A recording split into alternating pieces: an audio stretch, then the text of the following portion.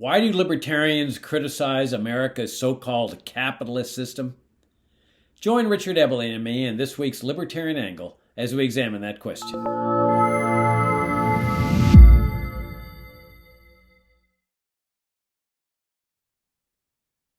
Hi, I'm Jacob Hornberger, president of the Future of Freedom Foundation, and welcome to this week's Libertarian Angle, the show that brings you all the principled, uncompromising case for the libertarian philosophy and has for many, many years now.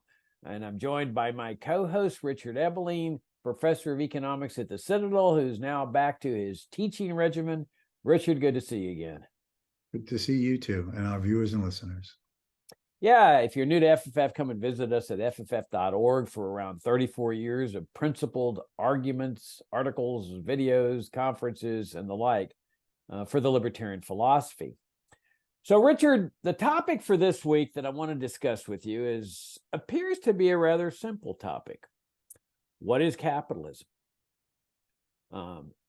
It's a type of economic system that I think most libertarians, if not all libertarians, would say they favor. A lot of right-wingers, conservatives would say they favor it too. And yet, I don't think there's a real clear understanding of what a capitalist system is. I mean, if you go like to the Wall Street Journal, they will describe America's system as a capitalist system. I have a friend in Mexico, and he's, I would say, socialist-oriented, shall we say. And he's deeply critical of America's capitalist system precisely because it's capitalist. And yet you and I spend a large amount of our time, and have for 34 years, criticizing America's economic system. And obviously this would be somewhat confusing to someone who is convinced that this is a capitalist system. You know, what's the story with you libertarians? Why are you attacking capitalism when you purport to favor capitalism? Or if we go to, let's say, China, there's a lot of people now that describe China's system as a capitalist system because there's a lot of wealthy people there, a lot of people making money, standard of living is soaring because of free economic activity. Same thing with Vietnam. Vietnam, people would say, boy, they moved toward capitalism. Look how well they're doing and prospering with respect to economic activity. So I thought, we ought to really have a libertarian angle segment that devotes itself to defining what really is a capitalist system. So let me turn it over to you and get your perspectives before we really do a deeper dive into the nature and principles of capitalism. Well, of course, the word capitalism has a somewhat ambiguous origin. On the one hand, it can be said to originate from the word capital meaning wealth in productive power, the means of production. And it in many ways was set up as a pejorative term by people like Karl Marx, that capitalism was a system in which there was private ownership of the means of production in the hands of a few, and denying access to the rest of the society to the means of production unless those agreed to being partly exploited. Therefore capitalism is an oppressive system, one that exploits the workers, benefits the few at the expense of the many. But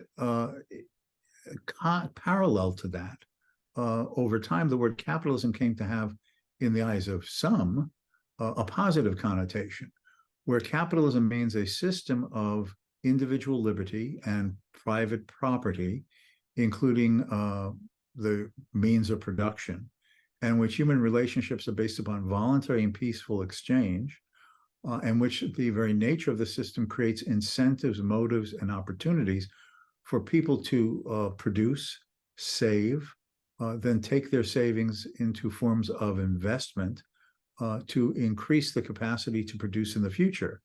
And that in the process of doing those who have the incentives, motives, determination to save part of what they have produced, they therefore create an environment in which jobs are able to be created for those who have not saved, in helping to use those means of production in productive ways and making goods that are finally sold to the general consumers of the society. That a capitalist system is a society of individual rights. Capitalist society is one of free enterprise. A capitalist society is one of voluntary, peaceful, mutually agreed upon association and exchange.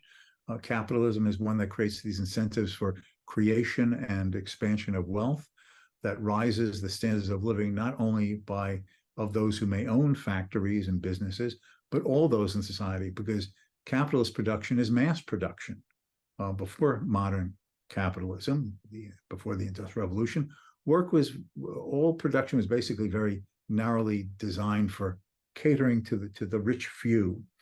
Handmade clothes, handmade furniture, handmade items for the household.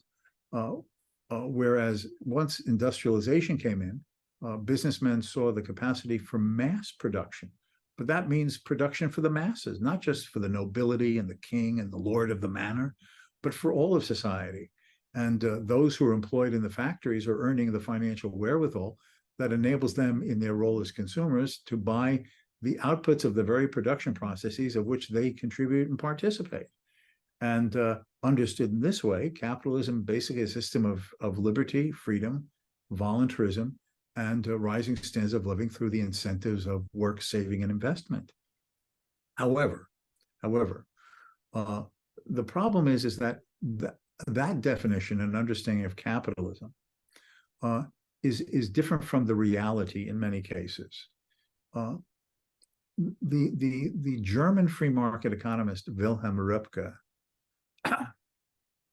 once made the distinction between market economy and historical capitalism. Market economy is the ideal of freedom, private property, freedom of association, freedom of exchange, opportunity, competition,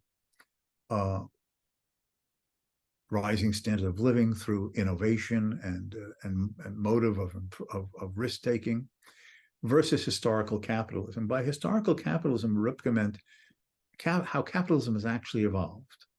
And unfortunately, even as controls, restrictions, commands, shackles were being released from the economy of the old times in the 1700s into the 1800s, governments never completely left control. Government never completely lifted their hands off the mechanisms of economic decision-making. And then snowballed in the 20th century with a reawakening of government's place over economic and social affairs. So that today what we have is not even the less than perfect, but fairly widely practiced capitalist free enterprise system of certainly the second half of the 19th century and the beginning of the 20th century, but now a system of, you can call it the mixed economy, you could call it the regulated or interventionist economy, you can call it the neo-mercantilist economy, mercantilism referring to the government system of command and control before the classical liberal birth of economic freedom in the 19th century. It can be called a variety of such names. But now what you have is a system in which there are elements of private enterprise, ownership of businesses, degrees and corridors of freedom of control over your own business, of innovation, of competitive improvement, degrees of freedom of setting up prices and wages through two-sided market competition. But overlaid on this is an entire spider's web of regulations, controls, restrictions, commands, prohibitions, all serving special interests. It could be government protected and privileged trade unions. It can be farmers who lobby and receive farm price supports to be paid for crops that they can't sell on the market. It could be government subsidies for these new technologies of solar power and wind power, or the production of electric cars, which have been heavily subsidized by the government. It can be trade restrictions that limit or narrow the importation of foreign goods, either in terms of quantities or the price at which they can enter the country by taxing it. It can be domestic regulations and controls that limit entry and competitive opportunity and production authority by private businessmen.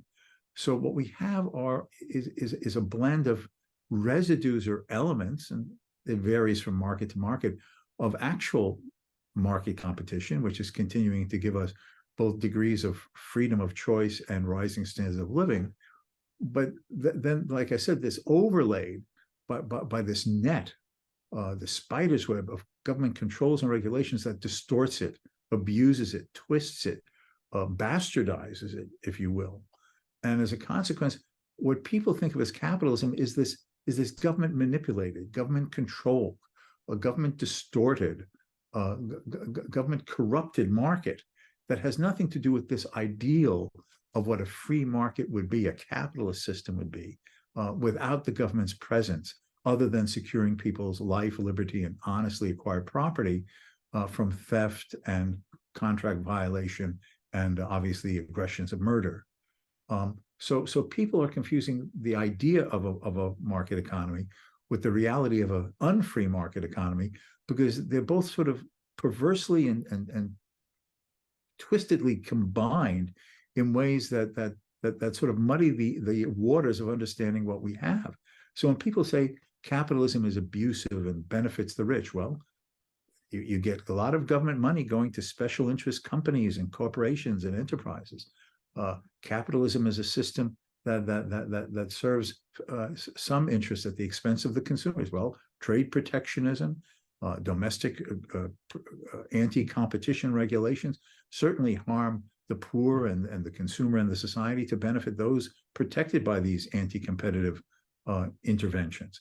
So it's difficult to overcome the misunderstandings because of the degree to which reality has been so muddied and taken from the ideal of the market economy. But if one thinks of capitalism as a sense of the economic system of a free society in which government has those limited functions and everything else is left up to the free choices and voluntary associations of others, then, as Ayn Rand once called it in a collection of her essays, capitalism is then an unknown ideal of economic freedom matching the liberty of the individual within a system of law that protects rights rather than violate them. That's an excellent exposition of what we're facing here with respect to this quandary of capitalism as an ideal, and then capitalism in its distorted form considered to be capitalism and therefore denigrated. If we go back to the founding principles of the United States and we set aside the bad ones like slavery and tariffs and so forth, and we recognize that it's impossible to achieve perfection, but we can get as close to perfection as we can. And it's always been my argument that by the late 1800s, we got closer to what is a genuinely capitalist society than mankind has ever come. And this was one of the true gifts that the United States of America gave to the world.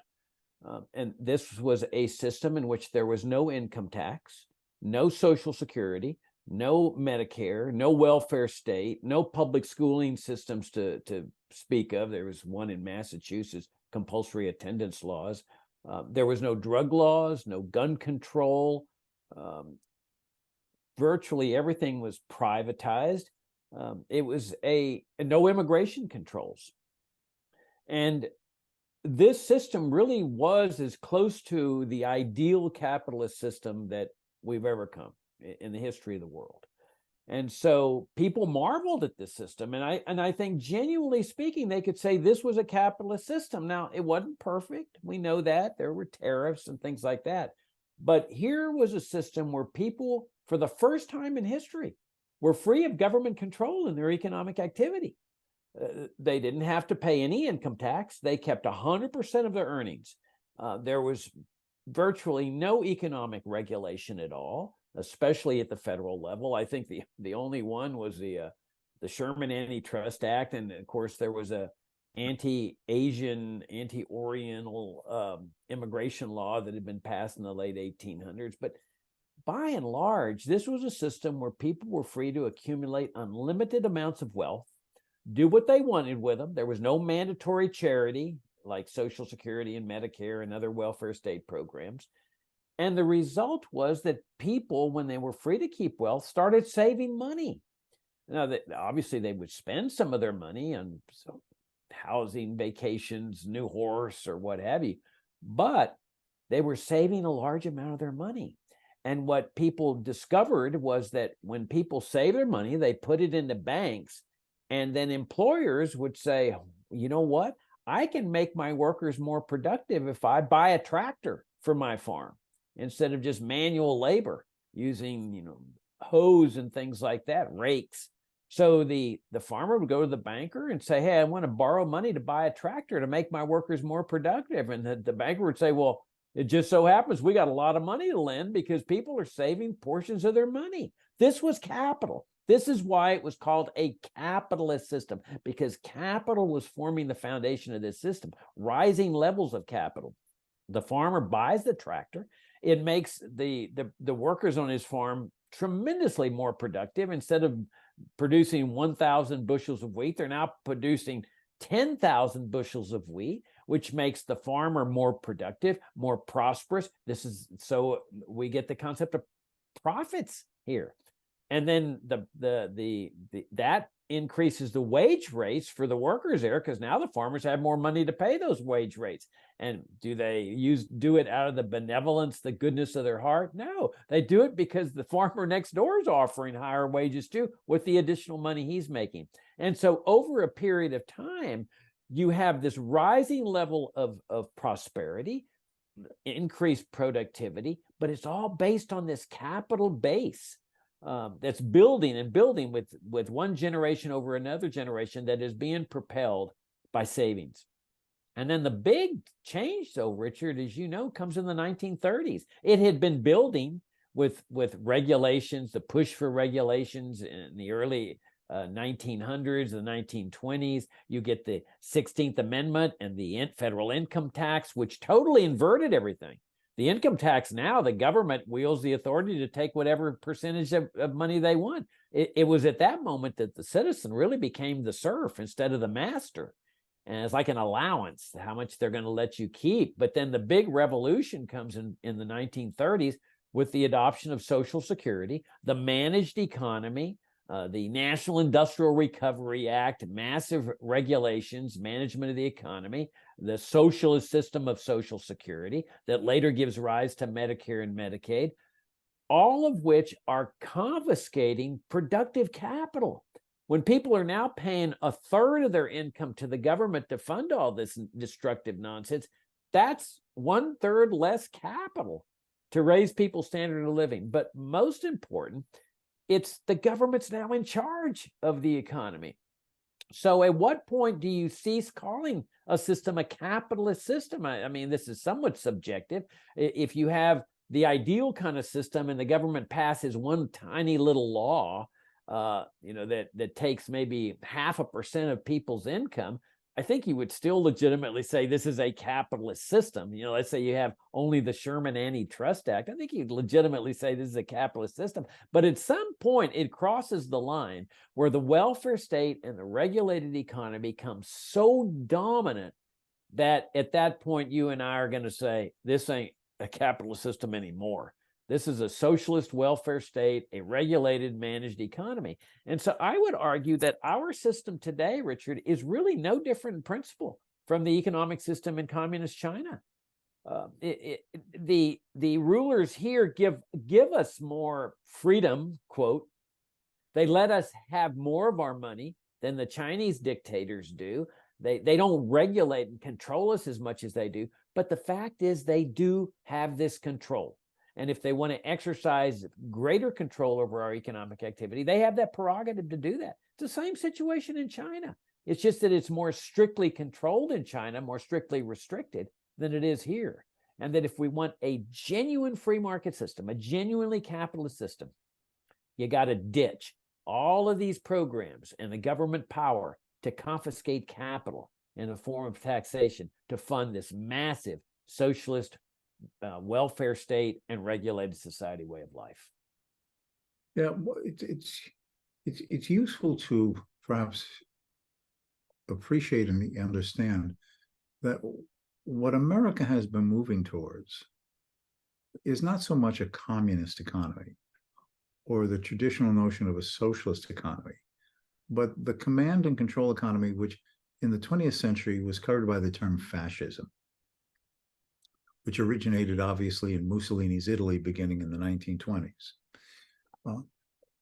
Mussolini had this ideal that the great struggles in the world were not between social classes, like Marxism had claimed, not social classes like the Marxists had claimed, and that this was sort of an international war of the ruling class versus the exploited class. Though Mussolini himself had been a leading socialist in Italy before the First World War, he had been the editor of the leading socialist newspaper in Italy, Avante. But after the First World War, he said that the conflict is between nations, and that in this conflict between nations, all groups and classes in society have a common interest in bettering their own nation at the expense of other nations, including, if necessary, military conquest. That war steals the citizens of the nation and makes them stronger. And as an example of that, we're not going to nationalize the means of production like the Marxists and the communists propose. What we're going to do is realize the businessmen have a role and place in the fascist society. They're managers, they're creators, they're organizers, and the workers have their place. How do you have the machineries rolling out goods if there aren't workers to work on the machines? But what businessmen do and what the workers are set to work producing must be given a guiding hand by the government in terms of what will serve the national good versus the narrow and selfish and antisocial interests of the mere individual. As Mussolini said, nothing outside of the state, nothing against the state, everything for the state. And that economic systems resulted in him saying, yes, private businesses, but they will be organized into mandatory government cartels. And the government and those businessmen will determine and set up price controls, wage regulations, production targets, conditions of work and manufacturing. So it's the veneer of capitalism, that is, private enterprise, businessmen as the managers and overseers, goods are bought and sold at prices, wages are paid for labor services rendered, but it's no longer the market determining what gets produced, or independent and competitive entrepreneurs determining how best to produce things, qualities, quantities, cost efficiencies to offer it at prices better than my free market rivals. Now it's the government basically overseeing and determining the prices at which goods will be sold, what goods will be sold and the quantities, what wages will be paid and the work conditions of the workers, so that the economy is planned indirectly in this way to serve the interests that the government sets as good for the nation. So it's that type of Mussolini or fascist type system which America has been moving and nudging towards. Well, are we not constantly informed by those in political power or those who are spokesmen for government agencies and bureaus that America has to restore its industrial base for manufacturing greatness again, that America has to have protected battery capacity because we're going to be subsidizing and nudging and commanding America's automobile fleets, private and commercial, towards electric powered vehicles. A government must have solar power. Government has to assure solar power and windmill power, and therefore government is going to direct and subsidize and give certain sort of indirect planning targets for these things that the private sector will respond and do as the government says. And that means that what we're moving towards is not like, the traditional Soviet styles. Government owns everything and centrally plans directly from a center and then tells everybody what to do, how to do, where to do, when to do, and what you're going to be paid. But you basically have the government telling increasingly the private sector what they shall do, how they shall do it, what prices that will be charged, what wages that will be paid, the manufacturing techniques, the methods of production, the work conditions under which those employed will be doing their work every day. And so what we've been stumbling towards is a fascist type version of the collectivist command economy, rather than the Soviet or more communist style of a command and control economy. Now, it all amounts at the most fundamental is the same thing. It's the government and those in government who presume and take upon themselves a legitimized right to use or threaten government regulatory and taxing power to get people in the private sector to do what the government wants. Otherwise, there will be penalties and punishments to be paid. And once that point is reached, then you have this uncertainty. When have you totally moved over from any form of a market economy, a capitalist economy, to a fascist type of command economy? That's, in a sense, a historical or contemporary judgment call. But there is a line conceptually when basically an economy is no longer free at all, for all intents and purposes, and is basically just an arm of government direction. Yeah, that's a great point. There's a fantastic book that I would recommend everyone read along the lines that Richard's talking about. It's called 3 New Deals by Wolfgang Schivelbusch. And what he does there is he analyzes Franklin Roosevelt's New Deal programs, which, as I indicated earlier, was a revolutionary change in America's economic system, with the economic systems of Mussolini's fascist Italy, but also Hitler's National Socialism in Germany. And, you know, while Hitler called his system National Socialism, he didn't do what the communists did. He didn't nationalize all the private property. He didn't put everything under government ownership. He left everything under the hands of private owners, private businesses. But then he said, but I'm going to control and direct what you're going to do with these resources. And in a sense, exactly what Mussolini was doing over in Italy. And it was what Roosevelt was doing over here. And now, you know, I know somebody's going to say, oh, you're comparing Nazi Germany to the United States. No, we're not talking about the Holocaust and the evil of the Holocaust. We're just talking about economic systems here, economic principles and the similarities here. In fact, it might surprise some people to know that Hitler wrote a letter to Roosevelt commending him on his economic policies and the direction that he was taking America in, because he says, we're doing the same thing here in Germany. And this was in the 1930s during the pre-war years. Well, Roosevelt's over here changing this system, but he's telling people and he's indoctrinating people with the notion he's saving capitalism. I mean, and that principle, Richard, has lasted for decades, all the way up to today. It's taught in the public schools. It's taught in the universities, that Franklin Roosevelt's New Deal program, the welfare state, Social Security, Medicare came later, but the National Industrial Recovery Act, which was cartelizing American businesses like you described. Now, the Supreme Court declared it unconstitutional, said this plays no part in American life. But after Roosevelt's court packing scheme, where he threatened to pack the Supreme Court with his cronies so that they would sustain these types of things, the Supreme Court caved and said, okay, we're not going to declare any of this type of thing unconstitutional anymore. And so Roosevelt later got much of his National Industrial Recovery Act adopted in other legislation. But it was this notion that we will leave the means of production in the hands of private individuals, but we will direct and control them.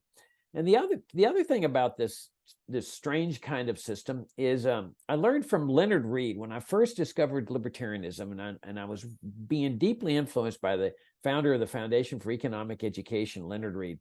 He used an interesting phrase. He says he defines socialism as not only the public ownership of the means of production, but also public ownership of the results of production. And I thought that was fascinating because what he's referring to is this income tax that confiscates people's wealth in the form of income taxes or estate taxes and so forth. And so that when the government's able to essentially nationalize the results of production, everything stays in private hands. People are free to produce, but as soon as they produce, the state comes and grabs the money. And so that when you have this strange hybrid system of what you're talking about, the fascism with the welfare state socialism, you end up with really a system that is totally opposite from a capitalist system. Yeah, for viewers or listeners that are interested in this theme, I would recommend, you mentioned that, the three New Deals, two other books, one from 1939 called The Vampire Economy, Doing Business Under Fascism by Gunter Reimann. And it's about how a private businessman would try to function in the Nazi command economy. And the other book is by John T. Flynn called As We Go Marching, which was published in 1944 in the midst of the Second World War, in which he talks about the bad fascism. That's what's going on in Mussolini's Italy, Hitler's Germany, in comparison to the good fascism. And that's what Franklin Roosevelt is doing first in the New Deal and then in the war economy. And so since this is, I believe, a better way of understanding where America is heading and what its system is really like, I would really recommend anyone who wants some, as Ayn Rand would call it, intellectual ammunition to understand this, the three New Deals, as you mentioned, The Vampire Economy, Doing Business Under Fascism, and As We Go Marching. Those three books will enlighten anyone who takes the time to read them.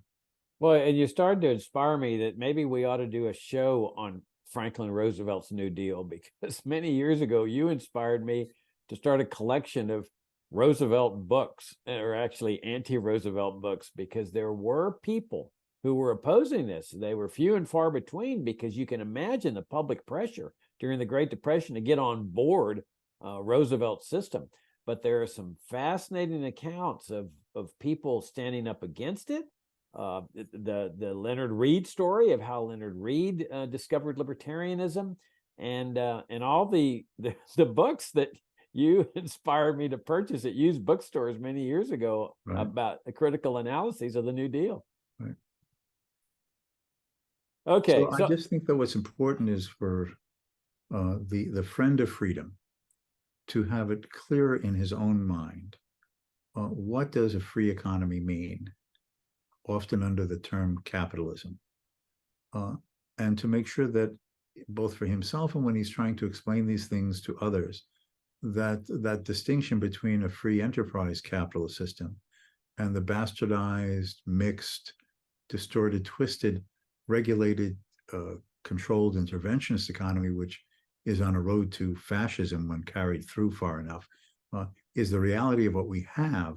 But it should not be used to tarnish or criticize or throw into disrepute the ideal of the free capitalist system, in which government is the protector of our rights and not the violator, so free men may peacefully go about their affairs of producing, consuming, buying, selling, and having the motives and incentives to invest in and creating more and better capital to bring about rising standards of living as the years go by.